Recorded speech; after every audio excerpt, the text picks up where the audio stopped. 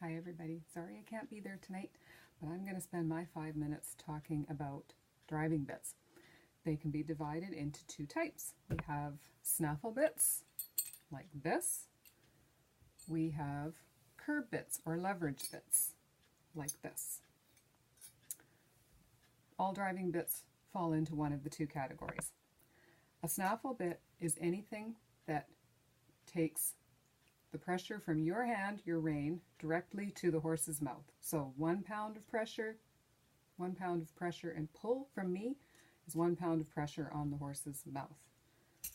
Curb bit, if I had the rein down on a curb or leverage setting, is going to put a lot more pressure on that horse's mouth. If I pull with 1 pound of pressure, depending on where this slot the rein is, the farther down the slot it goes, the more pressure it applies. Could be 1.5, 2 pounds of pressure on the horse's mouth, plus this kind of bit, any kind of leverage bit, will also apply pressure when it's used on the horse's chin via the curb chain and on the pole of the bridle. I can show you this on Cherry's bridle. If I had the curb chain hooked up on this one, which I should have done, and this was her mouth, I'll do it with this hand, in the bit, you can see that if the reins were pulled back, there is a certain amount of pressure inside her mouth, on the bars of her mouth, but the chain is going to tighten up on her chin, and it's pulling the bridle down enough that she's going to feel it over her pull. So it affects the whole head. If I use the reins up here, it's just a gentle snaffle action. If I use it down lower, I've got curb action. After consulting with a lot of people on social media, asking if I use this bit just on a snaffle setting, do I have to wear the curb chain? I got different answers from everyone.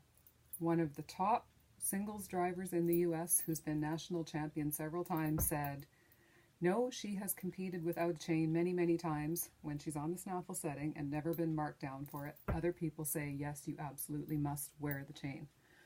I would wear the chain just to be safe, especially if you leave the hooks on your bit, then you must have the chain, because you will get marked down for having hooks with no chain on it. Now, mouthpieces, there are a million different kinds of mouthpieces. The mouthpiece does not make the bit a snaffle bit or a curb bit. It's the action of the bit that makes it a curb bit or a snaffle bit. When I'm using this on the top ring, it is a snaffle bit. Whether it is a jointed bit or a solid bit, it can still be used as a snaffle bit. This is the one that Cherry wears. She is the wheeler in the tandem. I like this bit on her. It's very comfortable on her, and there's not much to get caught as Tony's leader reins go past her. This is very hard to get his reins caught under, whereas Tony, who is the leader in the tandem, he wears a traditional Liverpool bit. He should have a chain on, as I'm learning. But if Cherry was wearing this bit, there's a really good chance that his reins could get caught under this as they go past her bridle, and that could be a safety hazard. So that's why Cherry doesn't wear this kind of bit. A little side point, which might be interesting, is years ago I was driving my pair both in these bits.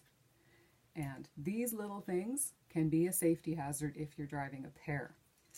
We were coming out of a hazard. We went around gate C and wanted to go straight to the out gate.